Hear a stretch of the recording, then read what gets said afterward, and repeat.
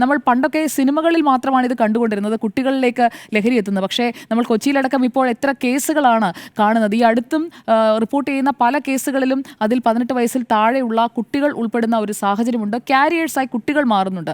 അപ്പോൾ ഈ ബോധവൽക്കരണം അല്ലെങ്കിൽ ഇവർ ഈ ലഹരി ഉപയോഗത്തിൽ നിന്ന് തിരിച്ചു കൊണ്ടുവരാനുള്ള വിമുക്തി എന്നതിനപ്പുറം ഇത് ഒരു സിന്തറ്റിക് മയക്കുമരുന്നിന് അഡിക്റ്റ് ആയിട്ടുള്ളൊരു ജനറേഷൻ ഇവിടെ ഉണ്ട് എന്നത് നമ്മൾ തിരിച്ചറിയുക എന്നുള്ളതാണ്. ആ ഒരു അവയർനെസ് നമ്മുടെ സമൂഹത്തിന് ഉണ്ടാക്കി കൊടുക്കലാണ് നമ്മുടെ ഈ ഒരു ക്യാമ്പയിനിലൂടെ നമ്മൾ പ്രധാനമായും ലക്ഷ്യമിടുന്നത്. അതിന് ഈ ദൃശ്യങ്ങൾ പകർത്തുമ്പോൾ ആരെങ്കിലും നോക്കുന്നുണ്ട് എന്ന ഒരു ചിന്ത വരികയും കുറച്ചെങ്കിലും ഇതിനൊരു കുറവ് വരികയും ചെയ്യുമെന്നല്ലാതെ പൂർണ്ണമായും ഇത് നമ്മുടെ സമൂഹത്തിൽ നിന്ന് വിട്ടുപോകണം എന്നുണ്ടെങ്കിൽ ആ രീതിയിലുള്ള ഒരു ക്യാമ്പയിൻ തന്നെ വേണം. ഇപ്പോൾ എക്സൈസ് വകുപ്പിന് ഉള്ള സ്ട്രെങ്ത് വെച്ചിട്ട് അവർക്ക് ചെയ്യാൻ പറ്റുന്നത് എത്രമാത്രമാണ് എന്നത് നമ്മൾ ചിന്തിക്കേണ്ടതാണ്. കാരണം ഇത്രയധികം കേസുകൾ അല്ലെങ്കിൽ ഈ വിവരങ്ങൾ വരുമ്പോഴേക്കും അവിടേക്ക് എത്താൻ പറ്റുന്ന സന്നാഹമൊന്നും നമ്മുടെ എക്സൈസ് വകുപ്പിനില്ല. അപ്പോൾ നമ്മുടെ സംസ്ഥാനത്ത് ഏറ്റവും കൂടുതൽ ഇപ്പോൾ വനം വകുപ്പിനെ കുറിച്ച് നമ്മൾ പറയും, വനം വകുപ്പിന് വേണ്ട സ്ട്രെങ്ത് ഇല്ല, അവർക്ക് ആവശ്യമായ ആംസ് ആൻഡ് അമ്യൂണിഷൻ ഇല്ല എന്ന്. അതുപോലെ തന്നെയാണ് എക്സൈസ് വകുപ്പിനും. അവർക്ക് എല്ലായിടത്തും ഒരു കോമ്പിംഗ് ഓപ്പറേഷൻ നടത്തുന്നതിനാവശ്യമായ ഒരു സ്ട്രെങ്തനിങ് എക്സൈസ് വകുപ്പിന് ഉണ്ടാകണം.